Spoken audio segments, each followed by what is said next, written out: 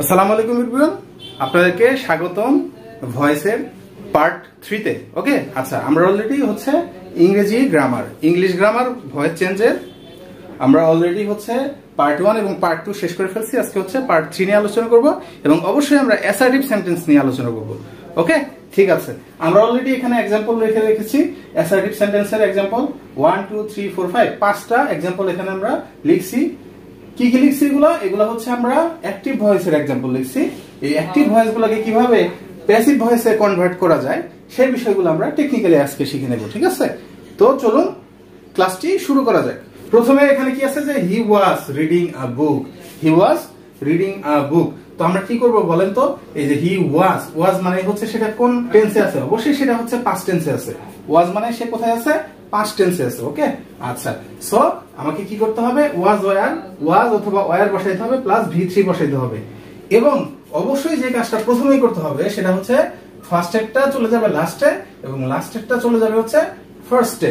ওকে, তার মানে হচ্ছে সাবজেক্ট অবজেক্টের জায়গায় বসবে, অবজেক্ট সাবজেক্টের জায়গায় বসবে। এটা লাস্টে আছে এ বুক, এটাকে আমরা ফার্স্টে লিখবো। আমরা লিখবো যে এ বুক। ওকে, এ বুক। আর হিটা লাস্টে লিখবো। আমরা জানি যে হি হচ্ছে সাবজেক্ট ফর্ম, এটার অবজেক্ট ফর্ম হচ্ছে হিম। এটার অবজেক্ট ফর্মটা কি? হিম। পূর্ববর্তী ক্লাসে এটা নিয়ে আলোচনা করা হয়েছে, পিকচারও দেখানো হয়েছে। আপনারা যদি পার্ট 1 2 দেখে থাকেন তাহলে আর মনে হয় এটা সমস্যা হবে না। তো আপনার হিটা হয়ে গেল হচ্ছে হিম, তাহলে এ বুক সামনে চলে গেল, হিটা শেষে চলে গেল। মাঝখানে কি হবে বলেন?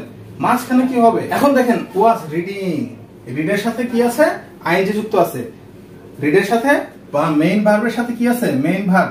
রিড হচ্ছে পড়া, মেইন ভার্ব, তার সাথে আইএনজি যুক্ত আছে। আমরা আগেই শিখছি আইএনজি থাকলে হচ্ছে বিং যুক্ত করতে হয়। এম ইজ আর অথবা ওয়াজ ওয়্যার লেখার পরে কি যুক্ত করতে হয়? বিং যুক্ত করতে হয়। যেহেতু এটা হচ্ছে পাস্ট টেন্সে, সো এখানে ওয়াজ অথবা ওয়্যার বসাইতে হবে। কিন্তু আমরা কি বসাবো বলেন? ওয়াজ বসাবো নাকি ওয়্যার বসাবো বলেন? এখানে আমরা অবশ্যই ওয়াজ বসাবো। কি বসাবো? ওয়াজ, কারণ এ বুক একটি বই, হ্যাঁ, সিঙ্গুলার ফর্ম, তার সাথে আপনার ভার্বেরও সিঙ্গুলার ফর্ম অর্থাৎ ওয়াজ বসাইতে হবে। এখানে যদি প্লুরাল হইতো তাহলে আমরা ওয়্যার বসাইতাম। ওকে, এখন দেখেন আইএনজির জন্য কি করতে হবে? Am is are was were যাই লিখি না কেন তারপর একটা বিং লিখতে হবে। কি লিখতে হবে? Being, I N G, being. ঠিক আছে, তাহলে এ বুক ওয়াজ বিং। তারপর হচ্ছে রিড। এই যে রিড কথাটা, রিড ভার্ব, এটার পাস্ট পার্টিসিপল ফর্ম রিডই হবে। এটা রিড আমরা লিখলাম, রিড। তাহলে এ বুক ওয়াজ বিং রিড, তারপর একটা বাই বসাই দিতে হয়, বাই হিম। তাহলে হি ওয়াজ রিডিং এ বুক, এটার প্যাসিভ হবে a book was being read by him. একই ভাবে দেখেন পরেরটা কি আছে? সাবজেক্ট ফর্মে আছে দে, আর হচ্ছে অবজেক্ট ফর্মে কি আছে? অবজেক্ট ফর্মে আছে কাইটস। ওকে, সো আমরা পিছনেরটা সামনে দেই, সামনেরটা পিছনে দেই। তাহলে হচ্ছে কাইটস, এটা সামনে চলে গেল। আর দেটা কি হবে? দেখেন দেটা শেষে যা হচ্ছে দ্যাম হবে। দেটা কি হবে? দ্যাম। সাবজেক্ট ফর্মে যদি দে হয় অবজেক্ট ফর্মে দ্যাম হয়, সাবজেক্ট ফর্মে দে হলে অবজেক্ট ফর্মে দ্যাম। তাহলে কাইটস, কাইটস এর পরে কি হবে বলেন? ওয়াজ নাকি ওয়্যার হবে বলেন? কাইটস এর পরে অবশ্যই ওয়্যার হবে। ঠিক আছে, কারণ কাইটস প্লুরাল ফর্ম, তাহলে ভার্বেরও প্লুরাল ফর্ম হবে। তাহলে কাইটস ওয়্যার, তাহলে কাইটস ওয়্যার। এই যে দেখেন ফ্লাই এর সাথে আইএনজি, মূল ভার্বের সাথে আইএনজি থাকলে কি হবে বলেন? বিং যুক্ত করতে হবে। তাহলে ওয়্যার বিং, তারপরে কি করতে হবে? ফ্লাই, ফ্লাই এর পাস্ট পার্টিসিপল ফর্মটা দিতে হবে। Am is are was were যাই দেই না কেন তারপরে ভার্বের পিপি ফর্ম বা ভার্বের পাস্ট পার্টিসিপল ফর্ম অথবা ভার্বের V3 ফর্ম, যেটাই বলেন সেটা লিখতে হবে। ফ্লাই, ফ্লাই, এটার পাস্ট পার্টিসিপল ফর্ম কি বলেন? এটা হবে হচ্ছে ফ্লোন। ফ্লোন লিখলাম FLOWN, FLOWN, ফ্লোন। এরপর একটা বাই দিয়ে দিতে হয়, বাই দেম। ক্লিয়ার? এরপরে দেখেন আরেকটা, I had written the letter. I had written the letter. তাহলে দেখেন এই যে আই চলে যাবে লাস্টে, আই লাস্টে গেলে হয় মি, আই লাস্টে গেলে হয় মি। আর দা লেটার পিছনে আছে, সামনে বসে দা লেটার। ওকে, আচ্ছা, এরপরে দেখেন দা লেটার। এখন হেড থাকলে কি হয়? দেখেন হেড যাই থাকুক না কেন তার সাথে বিন যুক্ত হয়। তাহলে দা লেটার হেড বিন, তাই তো? তাহলে লিখে ফেলি দা লেটার হেড বিন লিখলাম। এরপরে দেখেন রিটেন, এই যে মেইন ভার্বটা কি? মূল ভার্বটা হচ্ছে রিটেন। এই রিটেনের হচ্ছে আপনার পাস্ট পার্টিসিপল ফর্ম বা V3 ফর্ম রিটেনই হয়। তাহলে রিটেন লিখে দিই, রিটেন। এরপরে হচ্ছে মির আগে একটা বাই বসবে। ঠিক আছে, the letter had been written by me, এই হচ্ছে এটা প্যাসিভ ভয়েস। এরপরে দেখেন কি আছে? I shall do the work. তাহলে আই চলে যাবে পিছনে এবং ওয়ার্ক চলে যাবে সামনে, ঠিক আছে। আজাদের একটু বিরতি।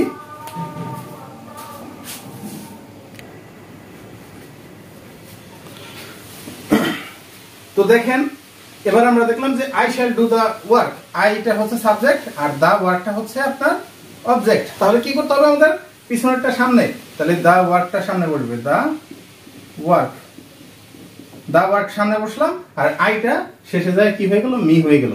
তাহলে দা ওয়ার্ক শ্যাল ডু কথাটা আছে না, দেখেন খেয়াল করে, শ্যাল ডু, শ্যাল বা উইল থাকলে কি করতে হয় বলেন, এগুলো হচ্ছে মডেল অক্সিলারি ভার্ব। এই যে মডেল অক্সিলারি ভার্ব কি, can, could, shall, should, may, might, হ্যাঁ, must, ought to, need to, dare, etcetera, এগুলো হচ্ছে আপনার মডেল অক্সিলারি ভার্ব। তো মডেল অক্সিলারি ভার্ব থাকলে কি করতে হয়, তার সাথে বি যুক্ত করতে হয়। দা ওয়ার্কের সাথে শ্যাল বসানো যাচ্ছে না, উইল বসাইতে হবে, দা ওয়ার্ক উইল, ঠিক আছে। দা ওয়ার্ক উইল, তার সাথে আমরা বি বসাবো, দা ওয়ার্ক উইল বি, তারপরে কি বসাবো বলেন, উইল বি, এরপর হচ্ছে পিপি ফর্ম বা হচ্ছে ভি3 ফর্ম। ডু এর ভি3 ফর্ম কি বলেন, ডান, ডু, ডিড, ডান, ওকে। তাহলে ডান, উইল বি ডান, তারপর একটা বাই বসাই দিব, the work will be done by me. এই হচ্ছে এই অংশটার প্যাসিভ ভয়েস, ওকে।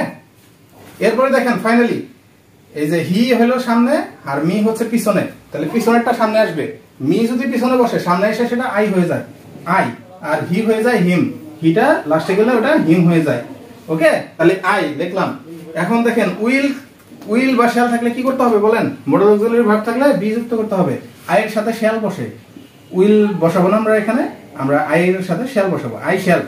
তাহলে আই শ্যাল বি, এরপরে আমরা কি বসাবো, মূল ভার্বের হচ্ছে পাস্ট পার্টিসিপল বা ভি3 ফর্ম, এই যে হেল্প, হেল্পের পাস্ট পার্টিসিপল ফর্ম হচ্ছে হেল্পড, তাহলে I shall be helped, ACLPED, helped, I shall be helped, তারপর একটা জাস্ট বাই বসাই দেব, তাহলে হচ্ছে I shall be helped by him, okay. ভয়েসের এক্সাম্পল আমরা দেখাইলাম, অ্যাক্টিভ থেকে কিভাবে প্যাসিভ নিতে হয়, অবশ্যই এগুলো হচ্ছে অ্যাসার্টিভ সেন্টেন্সের এক্সাম্পল। তো নেক্সট কোন ভিডিওতে আমরা অন্যান্য সেন্টেন্সের এক্সাম্পল আমরা দেখাবো, ঠিক আছে। ধন্যবাদ সবাইকে।